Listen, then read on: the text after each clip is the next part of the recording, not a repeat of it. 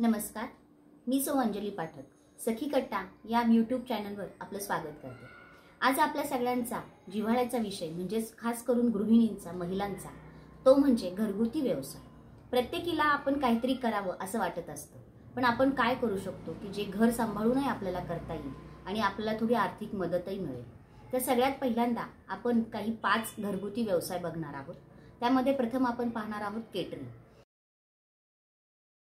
Catering हा व्यवसाय असा आहे की ज्याला भांडवल अतिशय कमी लागतं आणि आपण आपल्या सोयीप्रमाणे ते चालवू शकतो। उदाहरणार्थ आपण एखादी मेस चालवली, टिफिन सर्व्हिसेस दिल्या की ज्यामध्ये आपण घरगुती स्वरूपात देतोय, तर आपण त्याच्यामध्ये हायजीन हे पूर्णपणे पाळू शकतो।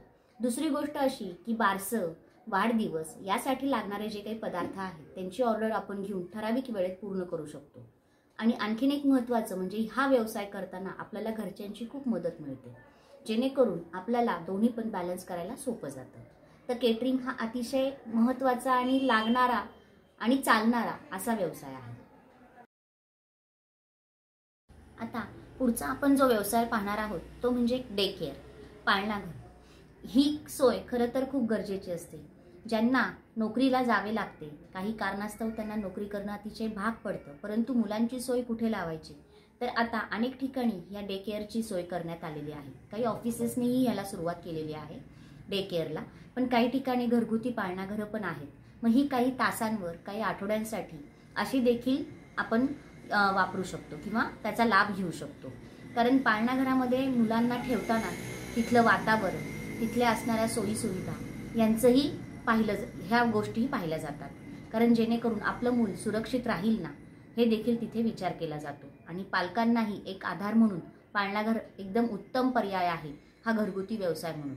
तसेच यामध्ये मिळणारे सगळी प्रेम, आस्था, मिळणारा जिव्हाळा, मिळणारे संस्कार यांचा देखील पालक विचार करतात। आणि घरगुती पाळणाघर हा नक्कीच एक आपल्याला आर्थिक नियोजनासाठीचा महत्त्वाचा विषय आहे की जेणेकरून आपण आपल्या घरातच ती सोय करू शकतो। पुढचा आपला विषय आहे तो म्हणजे ट्यूशन, घरगुती शिकवणी। हा देखील एक सुंदर पर्याय आहे। ज्यांचं शिक्षण झालेलं आहे परंतु लहान बाळ वगैरे असेल तर त्याच्यासाठी एक पर्याय म्हणून आपण घरगुती ट्यूशन सुरू करू शकतो। जागाही आपल्याकडे उपलब्ध असते, आपल्या वेळेप्रमाणे आपण त्याचं टायमिंग ठरवू शकतो। सगळ्यात महत्त्वाचं कसं असतं की शाळा, पालक आणि विद्यार्थी या तिघांची सांगड आणि या तिघांचा मेळ हा कुठेतरी बसला पाहिजे, त्यासाठी ट्यूशन हा एक पर्याय आहे। कारण पालकांना असं वाटत असतं की शाळेमध्ये झालेला अभ्यास हा कितपत मुलाला समजला आहे, विद्यार्थ्याला समजला आहे, तर तो आपण नीट कसा समजून घेऊ शकतो किंवा त्याच्या बेसिक कन्सेप्ट कुठे क्लिअर होऊ शकतात किंवा त्याला कशाचा ओढा आहे किंवा कुठल्या बाजूला त्याचा कल आहे, या सगळ्या गोष्टींचा एक पर्याय म्हणून आपण ट्यूशन पाहू शकतो की जेणेकरून ट्यूशनमध्ये पालक स्वतः त्या टीचरशी बोलून त्याप्रमाणे मुलांना काय गरजेचं आहे, कसा अभ्यास गरजेचा आहे, या गोष्टी क्लिअर होऊ शकतात। दुसरी गोष्ट, या ट्यूशनमध्ये विद्यार्थ्यांचा सर्वांगीण विकास देखील होतो। उदाहरणार्थ काही ट्यूशन्समध्ये आता मोठे जे आहेत, जे मार्केटिंग ट्यूशनमध्ये ज्यांचे नावं आहेत त्या म्हणा किंवा इतर ज्या आहेत, उदाहरणार्थ घरगुती ट्यूशनमध्ये आपण आठवड्यातून एक दिवस एखाद्या स्पर्धा ठेवू शकतो। उदाहरणार्थ जनरल नॉलेज, त्याच्यानंतर वक्तृत्व स्पर्धा म्हणजे जेणेकरून स्टेज डेअरिंग येऊ शकतं मुलांना। इतर गोष्टी म्हणजेच कसं राजकारण सध्या काय चाललं आहे, आपल्या देशातल्या घडामोडी काय आहेत, ह्या गोष्टींचाही आपण मुलांचा कल कसा आहे किंवा मुलांना किती माहिती आहे, एक भावी पिढी म्हणून आपण मुलांना काय काय देऊ शकतो, हे ट्यूशनच्या माध्यमातून पण आपण नक्कीच एक मार्ग चांगला दाखवू शकतो मुलांना, जेणेकरून त्यांच्यावर चांगले संस्कार आणि त्यांना चांगली योग्य दिशा किंवा एखादं व्याख्यान ठेवू शकतो की जेणेकरून पुढं लाईफमध्ये कुठल्या आपल्याला दिशा मिळू शकतात किंवा एक गायडन्स कसा मिळू शकतो, हे देखील या ट्यूशनच्या माध्यमातून आपण करू शकतो। आता आपण दुसरा व्यवसाय बघणार आहोत तो म्हणजे फॅशन डिझायनिंग। तर हा सुद्धा आपण एक प्रकारचा घरगुती व्यवसाय करू शकतो, परंतु यासाठी तुम्हाला सगळ्यात पहिल्यांदा एक गोष्ट महत्त्वाची म्हणजे शिवणकाम यायला हवं। आणि मग ते जर येत असेल तर त्या रिलेटेड तुम्ही आधी कोर्सेस करू शकता की जेणेकरून तुम्ही ब्लाऊज, ड्रेस, विविध प्रकारची फॅशनचे हे शिवून देऊ शकता। आणि हे देखील आपल्या घरातलं पाहून आपण करू शकतो। उदाहरणार्थ यामध्ये आणखीन एक ॲडव्हान्स म्हणजे कसं की टाकाऊतून टिकाऊ अशाही गोष्टी तुम्ही करू शकता की जेणेकरून तुम्हाला घराला आर्थिक हातभार लावता येईल। म्हणजे जे काही एक्स्ट्राचे कापड वगैरे उरलेले आहेत किंवा जुन्या साड्या आहेत किंवा त्यांचे काठ वगैरे वापरून तुम्ही पर्सेस, शोभेच्या वस्तू किंवा पिशव्या, पडदे किंवा डोअरमॅट ह्या वस्तू देखील आपण करू शकतो. असा या फॅशन डिझायनिंगचा व्यवसाय देखील आपल्याला आर्थिक उपलब्धता करून देऊ शकतो. आता पुढचा जो आहे तो व्यवसाय म्हणजे संस्कार वर्ग. अतिशय महत्त्वाचा आणि अतिशय काळजी देणारा किंवा घेणारा अशा प्रकारचा. कारण लहान मुलांना आपण जे काही संस्कार घडवू ते त्यांच्यावर आयुष्यभर त्यांच्या लक्षात राहतात, त्यांच्यावर केले जातात. आता ह्यामध्ये आपण एखाद्या मोठ्या सोसायटीमध्ये मंदिर असतं, त्या मंदिरामध्ये आपण बाल संस्कार केंद्र म्हणून सुरू करू शकतो. ते पण आठवड्यातून 2 दिवस, एखादा तास किंवा दर रविवारी या पद्धतीने आपण करू शकतो. जेणेकरून मुलांना ह्या ज्या संस्कारातून मिळणारे जे ज्ञान आहे ते पुढे अत्यंत उपयोगी ठरू शकते. आता ह्या संस्कार वर्गामध्ये आपण अनेक स्तोत्र घेऊ शकतो. उदाहरणार्थ रामरक्षा, गणपती स्तोत्र, अथर्वशीर्ष. त्याच्यानंतर आपण विविध प्रकारचे सुभाषित त्यांना सांगू शकतो की जेणेकरून त्यांना त्या विषयाची गोडी लागेल. याचबरोबर आपण आता सध्या पाढे म्हणून घेणं म्हणजे स्टेबल्स त्यांच्याकडनं लर्न करून घेणं हे देखील एक प्रकारे करू शकतो. एखादा खेळ घेऊ शकतो की जेणेकरून मुलांचा सर्वांगीण विकास होईल. म्हणजे फक्त त्यांची बौद्धिक वाढ होण्यापेक्षा त्यांची शारीरिक वाढ कशी होईल याचंही महत्त्व त्यांना पटवून देऊ शकतो.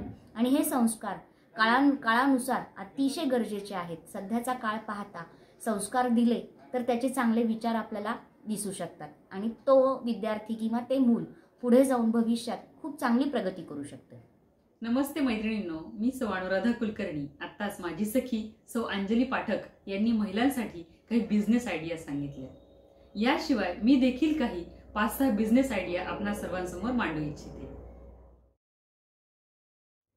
तर मैत्रिणींनो, आपली नेक्स्ट बिझनेस आयडिया आहे हॉबी क्लासेस. प्रत्येकीला काही ना काही छंद असतो, काही ना काही आवड असते, काही ना काही कलागुण असतात प्रत्येकीमध्ये.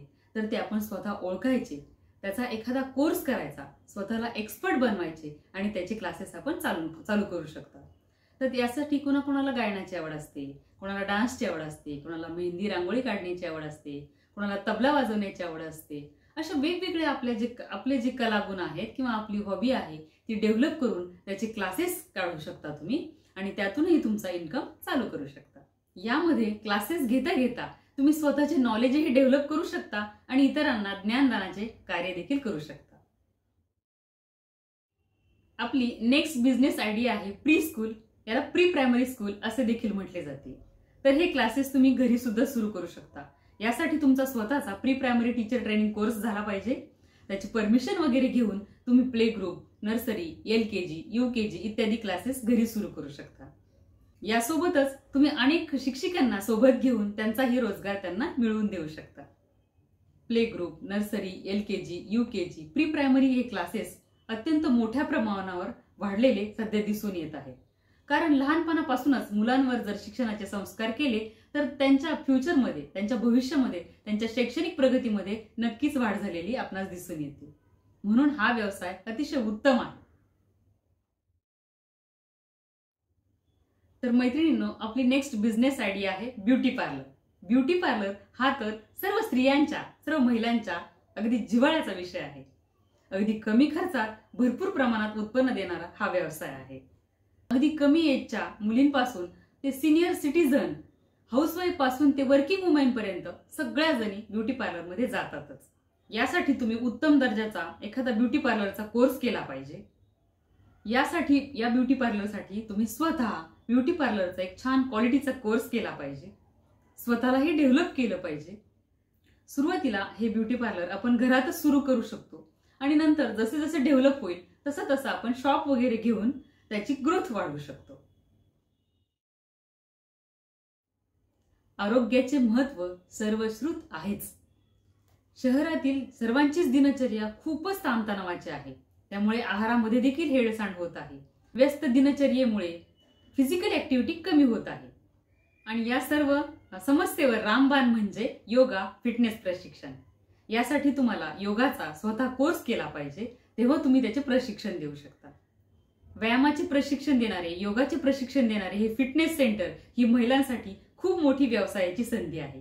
मध्यम स्वरूपाच्या भांडवलावर हा व्यवसाय सुरू केला असता, तो अगदी कल्पकतेने केला असता, लवकर नफा मिळवून देणारा हा महिलांसाठीचा बेस्ट ऑप्शन आहे. तर यानंतरची नेक्स्ट बिझनेस आयडिया आहे आपली बेकरी आयटम्स. मैत्रिणींनो, तुम्ही घरी सुद्धा बेकरीचे सर्व आयटम्स बनवू शकता, कारण आजकाल सर्व जनता ही खूप हेल्थ कॉन्शियस झाली आहे. स्वतःच्या तब्येतीची काळजी घेण्यासाठी सगळेजण आटोकाट प्रयत्न करत आहेत. यासाठी तुम्ही गव्हाच्या पिठापासून साजूक तूप वगैरे वापरून बिस्किट्स, नानकटाई, केक वगैरे बनवू शकता. अशा बेकरी आयटमचे ऑर्डर्स घेऊन ते वेगवेगळ्या शॉप्समध्ये तुम्ही सप्लाय देखील करू शकता. आजकाल वाढदिवस सेलिब्रेशनचे प्रमाणही खूप वाढलेले दिसते, कारण घरोघरी कोणाचा ना कोणाचा तर वाढदिवस असतोच. त्यासाठी केक तुम्ही बनवायला शिका. यासाठी केक बनवून तो स्वतः प्रेझेंट कसा करायचा हे खूप महत्वाचं आहे. प्रेझेंटेशनला खूप महत्व आहे. तो अगदी तुम्ही सुंदर पद्धतीने प्रेझेंट केला तर तुमचे केक नक्कीच जास्तीत जास्त सप्लाय होतील. मात्र यासाठी तुम्हाला स्वच्छता राखणे खूप गरजेचे आहे. तर अशा पद्धतीने हा बेकरीचा व्यवसाय, बेकरी आयटम्सचा व्यवसाय देखील तुम्ही छान पद्धतीने करू शकता.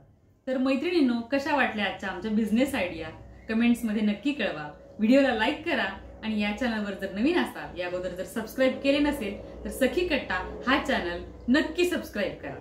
धन्यवाद.